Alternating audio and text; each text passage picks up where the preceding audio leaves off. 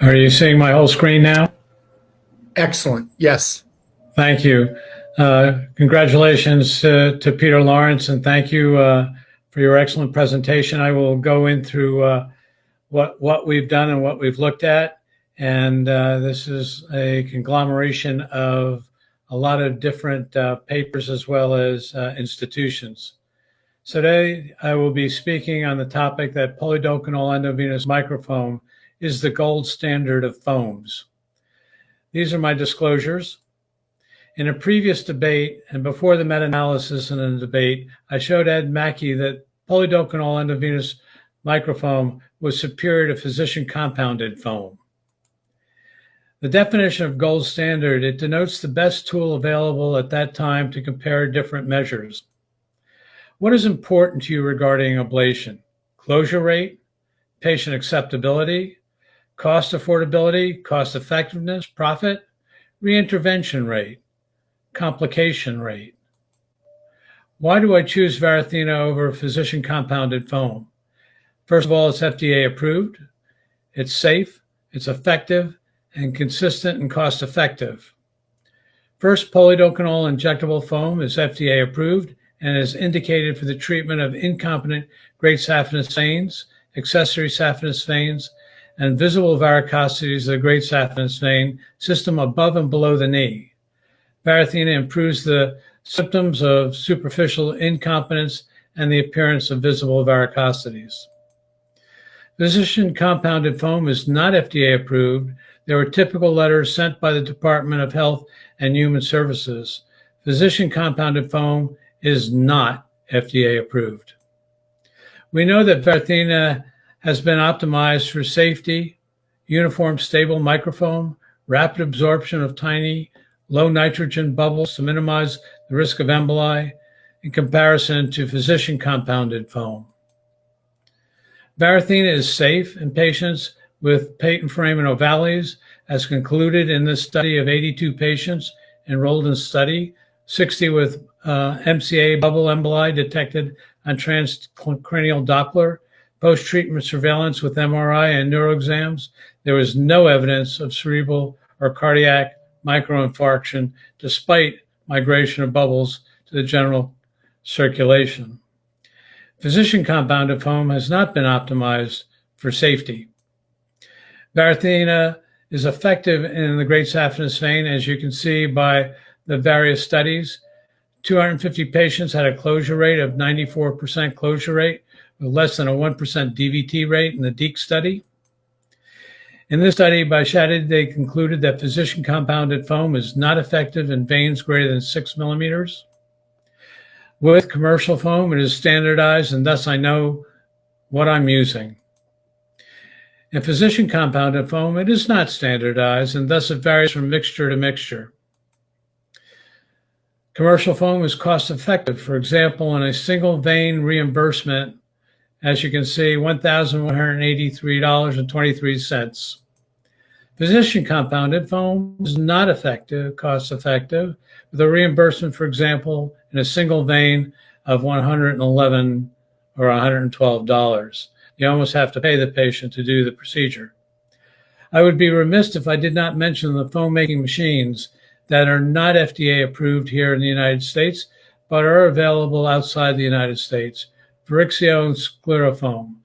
To quote Professor Roche, it brings automation and standardization to the preparation of foam for sclerotherapy. Further studies are needed for comparison. Let's look at some of the research. In 2024, we published our systematic and network meta-analysis on the comparative effectiveness of 1% endovenous microfoam. And as you can see, one of Peter Lawrence's colleagues, Juan Carlos Jimenez, was part of this meta-analysis. The study objective was to compare the effectiveness and safety of polidocanol 1% endovenous microfoam ablation versus radiofrequency or laser energy in the treatment of adult patients with lower extremity truncal vein incompetence. The study designed was a systematic review of the published comparative evidence, randomized or non-randomized studies incorporated into a network meta-analysis. Our results in a systematic review, we screened more than 2,000 studies. 13 studies met criteria, 6 randomized trials, and 7 non-randomized trials, all comparative studies. A sensitivity analysis was conducted using the longest available time point for closure in each study, with a minimum of 12 months follow-up. Showed similar results for both endothermal ablation, physician compounded foam compared to Varithena, was statistically significantly differentiated from physician compounded foam with our higher odds of vein closure. There was no evidence of publication bias or small study effects. Tests of the assumption of network consistency found little or no evidence of local or global network inconsistency. With regard to DVT, there is no evidence that commercial foam is associated with an increased risk of DVT compared with endothermal ablation.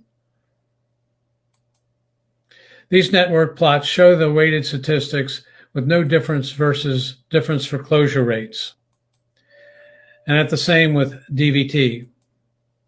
In conclusion of the network meta-analysis, Varithena was not statistically different from endothermal ablation for vein closure and DVT risk for chronic venous insufficiency treatment. Commercial foam was statistically significantly differentiated from physician compounded foam with higher odds for vein closure based on a network meta-analysis of published evidence. For vein closure, sensitivity analysis showed findings were robust and standard follow-up of intervals of 12 months or greater and up to 6 years. In the living network meta-analysis, which we will continue to do as of January 30th, 2025, the conclusions for the original network meta-analysis are the same. AVLS, or the American Vein and Lymphatic Society, put out a position statement on 1% polydocanol endovenous microfoam, which was just published. As you can see, although PEM provides meaningful patient benefits across the spectrum of chronic venous disease related to varicose veins, it may provide additional value over other treatment modalities in specific circumstances.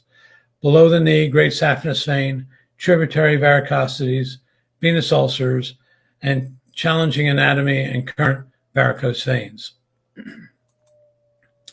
The conclusion from this position paper, as the only FDA-approved foam sclerosant, polydocanol endovenous microfoam provides flexibility in the treatment and treating patients with standard, variant, or recurrent venous anatomy.